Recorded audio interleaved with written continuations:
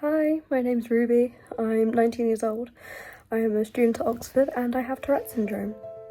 I want to find out why many people with Tourette's turn to creative methods to help with their tics. I think when I'm performing, I can assume a character who doesn't have Tourette's. And how conditions like this can bring people together. No, you are literally the first person I've met with Tourette's.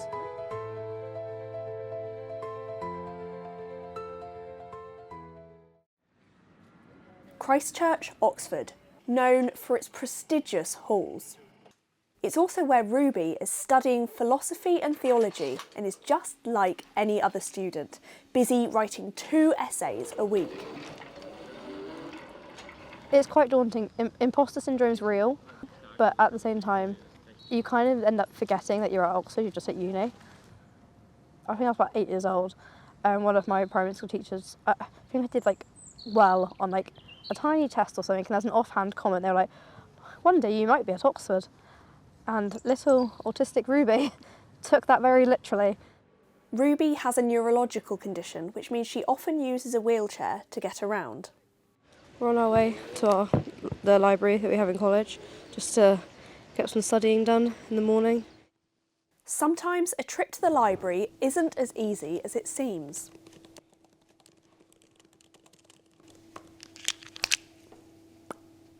And obviously, if you're in a busy area and you tic, you're going to blend in a lot more compared to being in a silent library. People are going to notice if you do.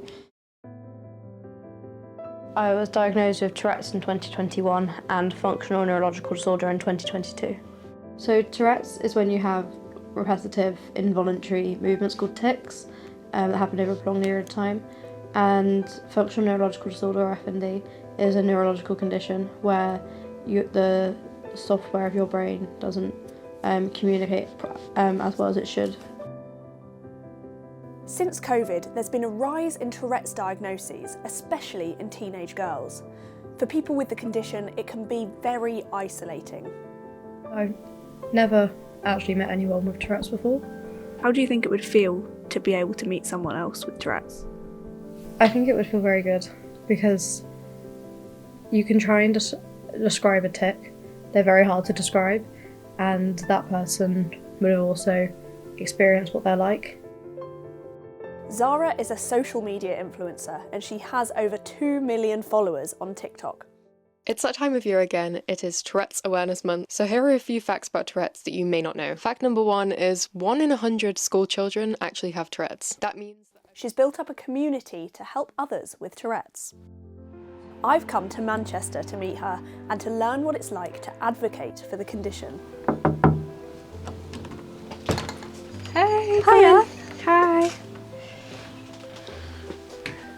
I made my first video in 2019, late 2019, when my tics started to get worse. I kind of used my personal TikTok account as a bit of an outlet.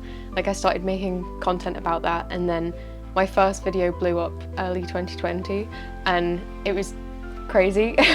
People just got really interested in Tourette's and what my life was like and answering questions, and then it spiraled from there, and I carried on making content and spreading to other platforms. Zara uses her platform to spread awareness of her conditions and fight the stereotypes. I think FND is a really difficult thing to deal with because it's so physically debilitating. It really affects everything you do in your day-to-day life, and Tourette's is quite a social challenge. I think I found it really hard integrating with people and knowing how to handle my tics around crowds, things like that. Ooh. I mainly use my wheelchair now because I suffer from a few chronic illnesses and they cause a lot of energy problems. So I really struggle to walk more than 5 or 10 minutes. And that just means that I can't really do anything unless I use mobility aids to help my body. But her journey hasn't been easy. She faces online hate every day for posting videos about her Tourette's. I think I've slowly come to terms with the comments, but they did really affect me at the start because it takes so long to validate yourself and to feel comfortable in ticking around people.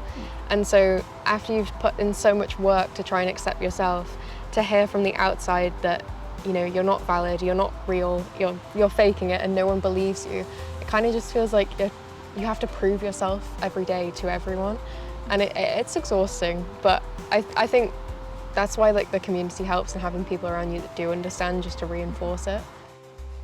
Zara uses music to help deal with her tics. When she plays guitar, she hardly tics at all. I think I started playing guitar when I was probably like 6. I first learnt on my like grandma's guitar, and I started writing songs from a really young age. I think music for me is like therapy. It really helps with my tics and it calms me down, and it's just the thing I go to when like I need to feel better.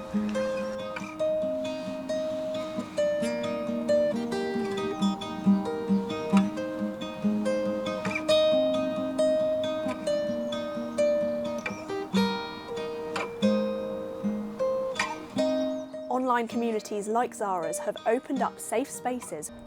People assume that I swear a lot. I think I'd like people to understand that even though Tourette's impacts every single part of my life, you can still live a very normal life and there will be people that accept you as you are with your tics. I was bullied quite heavily for my tics, asked to shout things that were inappropriate, being told I wish I had tics, so that they could swear at teachers. You're gay. I wanted to find out how many people were sent away by doctors after their diagnosis. So I sent out a survey to people with Tourette's, and over half of them were discharged after their first appointment. This is because there is no treatment for Tourette's and no cure. So people have to find other ways to manage their tics. The only thing that really helps my tics is performing in some way. So I'm a musician, I'm a BAFTA-winning film composer. If I'm concentrating on something, whether it's recording, performing on stage or anything like that, to be honest, even just speaking to the camera now, you're probably not going to see many tics, because to me this is kind of like a performance. So my tics are generally at a lower level if I'm with my partner, or if I'm with my cat, or if I'm doing something that I enjoy, like gaming or cooking. So I have perfect pitch, hence I love listening to music and it really helps my tics a lot. I think when I'm performing, I can assume a character who doesn't have Tourette's, and assuming that different character and focusing so hard on the lines and how I'm presenting myself as a different character just distracts me. I think quite a lot of helping with my tics is all about like distractions, and I get so immersed in the world that I enter that I'm just able to sort of take a break. I don't normally tic on stage, which is quite nice because I'm just so involved. You may be king, but I have the right to answer you, and I control that right, for I am not your slave. I say this to you, since you have chosen to insult my blindness, and you do not see how miserable you are. Today, Ruby's come to London to meet Zara for the first time. I'm looking forward to it. I think it'll be nice. A bit anxious because it's meeting a new person, and also it's a bit of an unknown because I've never met anyone with Tourette's. There's a tiny bit of anxiety just about like, are my experience is actually the same as everyone else? Like, is this actually what everyone feels like? But no, I am excited. I think it'll be good. Hey! No, you are literally the first person I've met with Tourette's. Really? I've had it since 2020. Wow. Mhm. So you've never met anyone in person? Nope, you're the first one. That's crazy. Which is very nice. It is quite an isolating thing. It is, yeah. I mean, especially at first, like, my tics got really bad, like 2019, 2020, similar time. Like COVID, the stress of everything. Yeah. And I was doing my exams at the time as well. And so then, like at the start, I didn't get diagnosed for ages because I just didn't tell anyone what was going. Like I told my friends because they noticed, but like I even hid it from like my family. Yeah. Like I just suppressed everything as much as I could, and then obviously it came out because you can't suppress. You can't suppress forever. And when my tics got more severe, it was just a lot more obvious. But yeah, it's so isolating because no one really gets it, and you don't know what's going on yourself, so you're like, this is weird, I'm gonna hide it. I actually did perform, like when I was in college, I performed on a stage, and like I'm actually a really nervous person. Like I'm terrified of crowds. I was so anxious and shy growing up, and people don't realise that because I'm quite, like Tourette's has made me quite outwardly confident, but like when it comes to music, it just doesn't matter because it's like you kind of have like a persona, and that's what I'm like with acting. When I'm in like a as a character. It's like and you being can that just character. Be like, it's still being yourself because it's like expressing yourself, but it's like you can just be someone else for a bit and just forget about all the worries because you're just so engrossed in it, and like it's just so fun. No, that's exactly how I feel about acting. I can just be that character, be someone else for a bit, and yet yourself still shines through because it's you still playing a part. Yes, but so you've got the talent. Yeah. It's just it's fun. But it is great. So it's been very nice meeting someone with Tourette's and that. It's so nice to just be with someone who actually like understands. And just to chat about it is very nice. It all out. No, it's very. It's very validating. Feels very nice. And, it's been a very, very nice experience. Yeah. It's so lovely meeting you.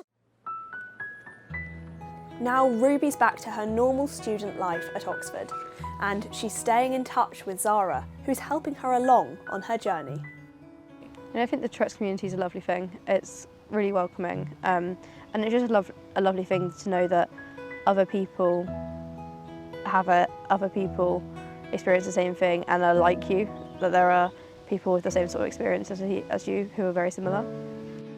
When I first got diagnosed, it was extremely isolating. I knew no one else with it. I was at a school where no one understood, no one had really come across it before, apart from seeing maybe like memes about it online, and there was a lot of stereotypes around it. But then I have been able to develop and feel more comfortable with it, and with like meeting Zara, I'm very aware now that I'm not the only person. I can feel a lot more comfortable with ticking.